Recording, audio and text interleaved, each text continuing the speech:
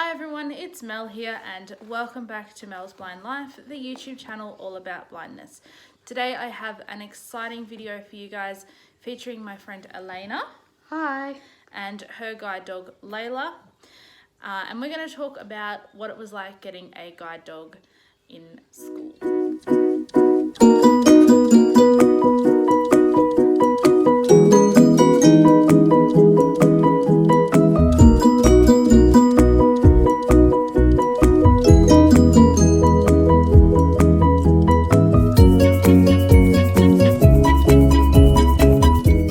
Hi, this is Mel Stevens. Welcome back to Mel's Blind Life, the YouTube channel all about blindness. So Alayna, firstly, can you tell us a little bit about yourself? How old are you and are you completely blind or partially sighted?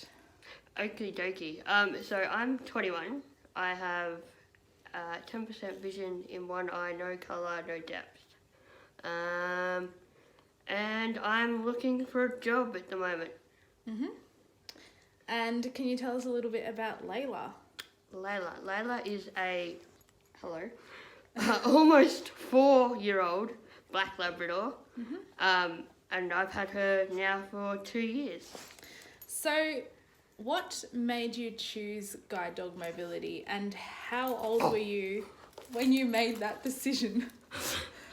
So I did my VCE as most kids do, and did cane travel because it was in the school was in the centre of town, where I'm from, and getting around with my cane, I'm like, this could be a bit interesting, and I also always liked the idea of having a companion to build my confidence and stuff. And I decided to wait until I was a bit older to get one. So how old were you when you made the decision? I was 17, I think, when I made the decision to put my application in. Okay. So did you have any prior training to going in and getting Layla? Because as my viewers would know, I actually did some test driver guide dog programs and stuff before I got Darcy. So did you do anything like that? I did one program. Yep. So I did that in the September of 2016. Yep. And I got Layla in the July of 2017. So, but I didn't have any training before I put my application in. No. So you did all of your test drive stuff while you were on the waiting list? Yes. Yeah. So when you got Layla, what was your training like? So I did mine at home, where the instructor came up and spent 3 weeks with me, showing me how to work Layla, all the commands, how to look after her, all that sort of thing, and then familiarised me with my local area. So you were still at school at that point. So how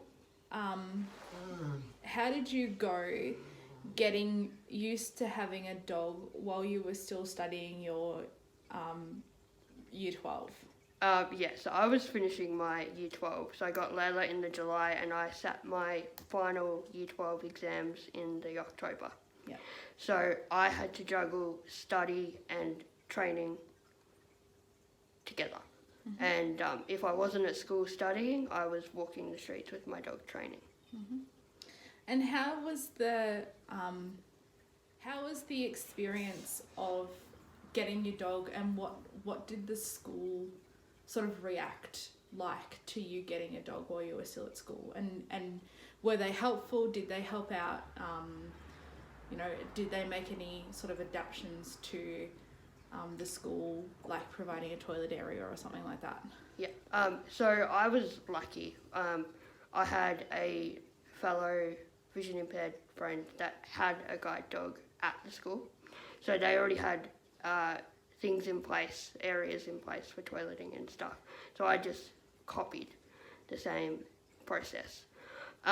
We did have to the school had to make adjustments like for my training and stuff. So like I did it at home instead of going down to the centre, or we had to do full intensity for 2 weeks in my school holidays, so it didn't impact dramatically at school, and bits and pieces like that. And then when my exams hit, we steadied it up, and I just did schoolwork, not training.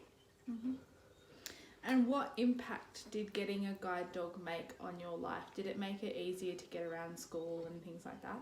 Yeah, and more confident, and I've made more friends now that I've got Layla, and yeah, it's just totally different. So what about the other students at your school? How did you go with not having the other students at your school feeding the dog or patting the dog, or I guess interfering, for want of a better word, with the dog?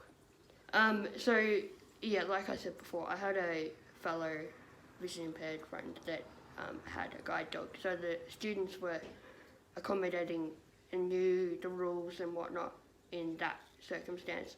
But we had to, in my Pacific classes that I had, we had to introduce the dog, and we gave them a rundown just so they knew that you can't do certain things and what to do and what not to do. And what advice, I guess, would you give to any blind or vision impaired teenager who is looking at guide dog mobility but is still at school? It's a big responsibility. It's very tiring trying to juggle two at once, but in the long run, it's worth it. Okay. Well, Alayna, thank you for coming and doing this collaboration. No worries, thanks Mel. And also thanks to you, Layla, for being a good girl. She's down here sleeping. Okay, everyone, that's it for this video today. I hope you have enjoyed finding out a little bit about getting a guide dog while you're still in school. Once again, thank you to Alayna for being on this video. Really enjoyed having her perspective on things. If you're new here, please remember to subscribe to my channel and click the bell notifications to find out all of my updates on my videos. And stay tuned for my daily vlog series coming up while I'm in guide dog training myself. So thank you guys for watching this video, and I'll see you next time. Bye. Bye.